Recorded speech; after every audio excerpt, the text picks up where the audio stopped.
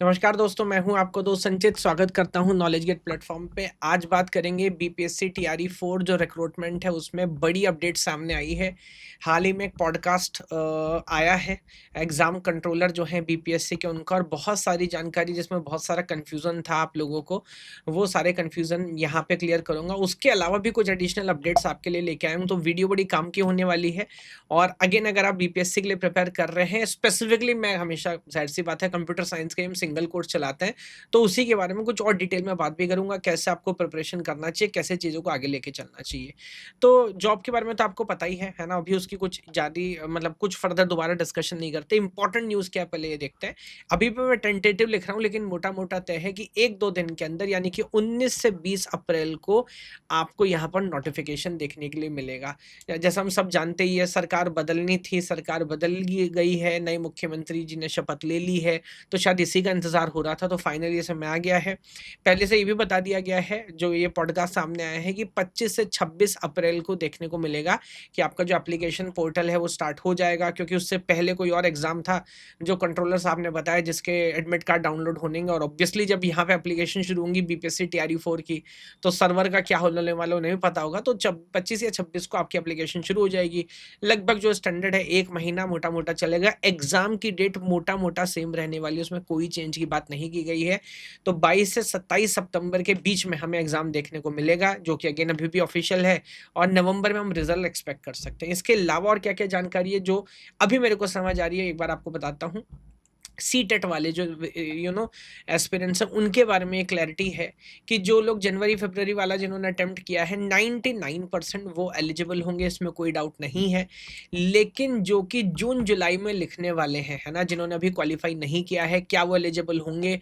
तो अभी श्योरिटी से तो नहीं कहा जा सकता, बाकी सरकार है, कुछ बदल भी सकती है, बट 99% चांस है कि उनको कंसिडर नहीं किया जाएगा। सिमिलरली वो लोग जो अपनी पढ़ाई, जो सेशन चल रहा है, जो कि 26 में कंप्लीट करेंगे क्वालीफाइंग डिग्री, क्या वो कंसिडर होने वाला है? जी नहीं, 99% चांस है कि वो भी कंसिडर नहीं होंगे। तो अगर आपकी डिग्री 25 या उससे पहले कंप्लीट हो चुकी है, तो 100% आप एलिजिबल हैं।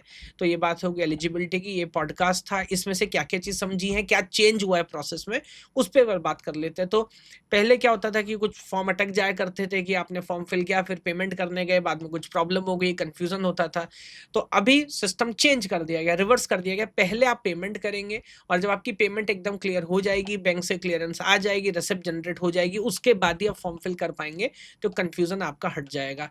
एक दूसरी इम्पोर्टेंट बात जो इस बार बताई गई है, कि जितने हमारे टोटल 38 डिस्ट्रिक्ट्स हैं, उनका जो प्रायोरिटी है, जो प्रेफ़रेंस है, जैसे हम काउंसलिंग में पहले भरा होगा आपने 10th-12th क्लास में कॉलेज वगैरह के लिए, वो आपको भरना है, और सारे के सारे चॉइसेस भरने हैं। बिकॉज़ अगर आप कोई डिस्ट्रिक्ट का चॉइस नहीं भरेंगे, तो फिर आपको कंसिडर नहीं करेंगे, है ना? उसके लिए, और अगर आप मान लीजिए, जैसे एग्ज़ाम्पल दिया कि अगर 32 डिस्ट्रिक्ट्स आपने भरे, है ना? या 30 डिस्ट्रिक्ट्स आपने भरे, और आपका नंबर 32 वाले में आना था, बट आपने भरा नहीं, तो वो वैकेंसी किसी और को मिल जाएगी, आप खाली चले जाएँगे।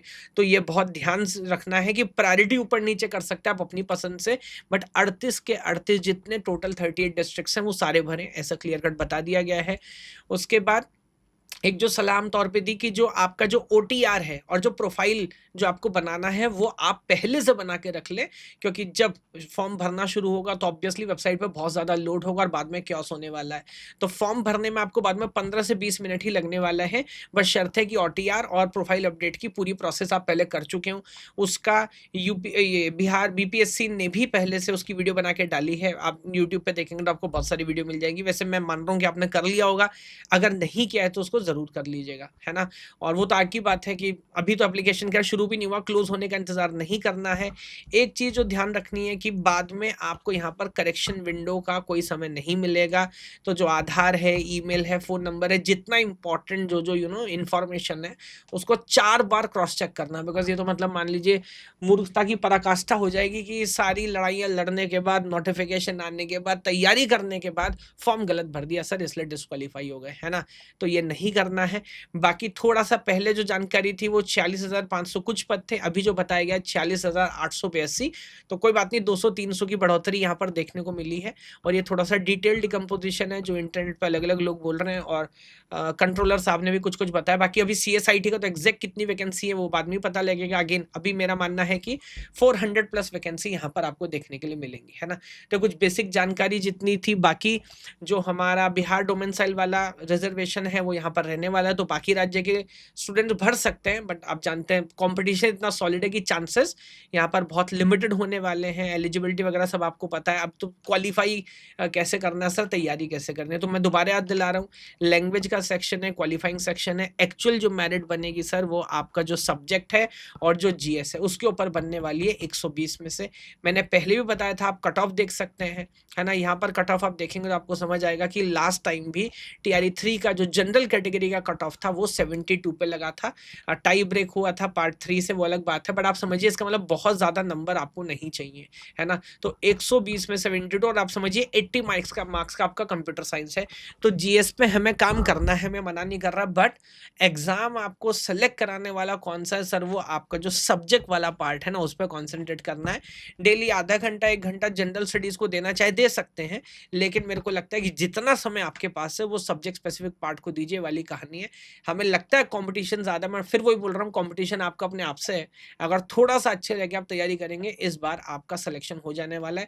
ये पूरा कैलेंडर हमने ऑलरेडी बनाया हुआ है फरवरी से कंप्यूटर साइंस स्टूडेंट्स के लिए, कि एग्जाम से कम 20-25 दिन पहले आपका सिलेबस कंप्लीट हो जाए, सो दैट उसके बाद आप रिवीजन कर सके। तो इस सीक्वेंस में मेरे को लगता है कि आपको तैयारी करनी चाहिए। बाकी आप कोर्स ज्वाइन करते हैं तो जितना भी कंप्लीटेड रिकॉर्डेड वीडियो है, जितने पीवाईक्यूज हैं, तो ऑलरेडी 1200 से ज्यादा पीवाईक्यू में ऐड कर चुके हैं, नॉट ओनली बीपीएससी, सिमिलरली जितने एग्जाम में KVS, NVS, EMRS, UPPSC, RSSB, TRE, वो सारे के सारे यहाँ पर आपको मिलेंगे। तो सॉलिड लेवल वाली प्रैक्टिस आपको मिलने वाली है। बाकी लीडर बोर्ड यहाँ पर है, मेरी अभी बैच के अंदर क्या रैंक चल रही है वो आप देख सकते हैं, किस यूनिट में मैं अच्छा कर रहा हूँ, किस में खराब कर रहा हूँ। पूरा एआई सिस्टम है जो बैकएंड पे आपकी परफॉर्मेंस चेक करता है, आपको मोटिवेट करता रहता है। बाकी विनिंग स्ट्रेटेजी रखनी है सर, काम करते रहिए, है ना? और टेस्ट सीरीज आप यहाँ पर देख सकते हैं, सब्जेक्ट वाइज टेस्ट भी यहाँ पर पूरा कैलेंडर पब्लिक है, और टोटल 7 मॉक टेस्ट होने वाले हैं जो कि हम 3 सितंबर से शुरू करेंगे। उसका पूरा कैलेंडर ऑलरेडी यहाँ पर पब्लिक है, आप देख सकते हैं, है ना? तो इसके ऊपर काम आपको करना है और शानदार तरीके से काम करिए। बाकी हमारा कोर्स का जो लिंक है वो वीडियो के डिस्क्रिप्शन में आपको मिलेगा। बीपीएससी टीआरई 4 अगर अभी आपने ज्वाइन नहीं किया तो कर सकते हैं, और इन जनरल अगर आप बाकी टीचिंग एग्जाम के लिए प्रिपेयर कर रहे हैं तो हमारा टीचिंग रिक्रूटमेंट बंडल भी आप कंसिडर कर सकते हैं। तो इस वीडियो में इतना ही, बाकी जो भी अपडेट्स होंगे, कुछ इन्फॉर्मेशन होगी आगे मिलेगी, आपके साथ शेयर करता रहूंगा। भगवान आप सभी को खुश रखे। जय हिंद, जय भारत।